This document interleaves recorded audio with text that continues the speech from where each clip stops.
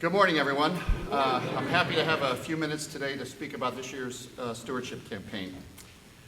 Everybody should have received a letter from Pastor Scott and me in the past week or so regarding the campaign, one which begins now and continues for the next 2 weeks. The theme of this year's effort is Inspired to Meet Human Need. Now you might say, that doesn't sound like a stewardship campaign, and it is decidedly unstewardship sounding. The reason we chose this, it's actually due to a stroke of genius from one of our committee members, Linda Bender. Is she here? I'll embarrass her. At the end of our meeting, when we were deciding on the campaign, we had just been talking about the discernment process that the church had gone through during the past year, which led to like the why or the purpose of Lewinsville.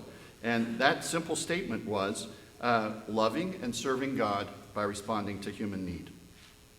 So our purpose is to love and serve God by responding to human need. That means to know the needs of those outside of our immediate church family, as well as the needs of persons who are part of the Lewinsville family. During the next several weeks, you'll see posters in the narthex, and you should have seen 3 of them if you were looking this morning when you walked into worship. Those posters are going to be examples of the kinds of things that Lewinsville does throughout the course of a year to meet human need, both within our community and outside in the greater world. And you should remember that by the time this campaign ends, there'll be 9 of such posters, and those 9 represent just a small fraction of what our church does. Now, as members of Lewinsville, you and I volunteer our time for the work that is required of us as disciples of Christ. But as you know, much of what we do is staff planned and staff led. Fortunately for us, we have an extremely talented staff, all of whom are very dedicated to the mission of our church. But it takes financial resources for such a staff as we have.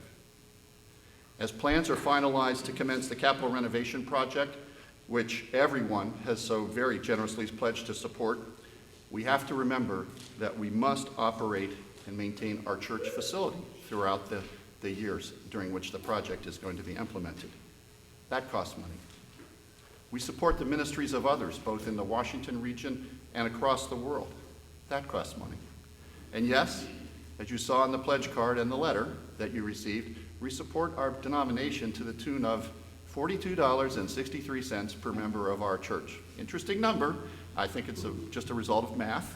But think about it. When it comes to our church, the number of members we have, that's 3% of our budget every year. That goes right out the door, right to the denomination. Now, your committees and ministry groups have already been tasked with putting together their budgets for 2020, and the session will soon have to decide where and how the money will be spent. But the session first needs to know how much money there will be to spend. And that's why pledging is so important. The total pledge figure will at least give session an idea of how much money is going to come in the door during the next 12 months, and that will help them to plan on how it will be spent. So if you've historically pledged the Stewardship Committee and the session, thank you very much, and ask that you submit a pledge again this year. I have to note that if we're going to continue to move forward in our effort to respond to human need, we're going to need those who are able to do so to increase their pledge. It's a difficult ask for us to make in a time when we're all fulfilling our pledges to the capital campaign, but if you're able, please consider doing that. If you haven't given in the past, and there are a number of people who give generously to the church, but they don't pledge, my ask for you today is please consider filling out a pledge card. Because while your financial support is always appreciated, it's very helpful for the session to know in advance what the gifts are going to be for the coming year. And if you haven't contributed previously, we're not asking for your money, we're asking you to get engaged in what the church does, because we believe firmly that if you get engaged, then you will reconsider your financial commitment and you will support the church. So we ask that everyone submit a pledge in 2020. If you want to speak with someone about this, please talk to Pastor Scott, talk to me, talk to another member of the Stewardship Committee, and those folks this year are, in addition to Linda Bender, Abby Conley, Tom Waldrop, and David Foster. And and we'd be happy to try and answer questions you may have. To submit your pledge, either mail in or turn in a pledge card that came with the letter. There are additional pledge cards in the pew racks this morning if you didn't receive one through the mail. Or if you care to, you can very confidentially submit your pledge online. Just go to lewinsville.org, click on the Give button, and it'll lead you right to where you need to go.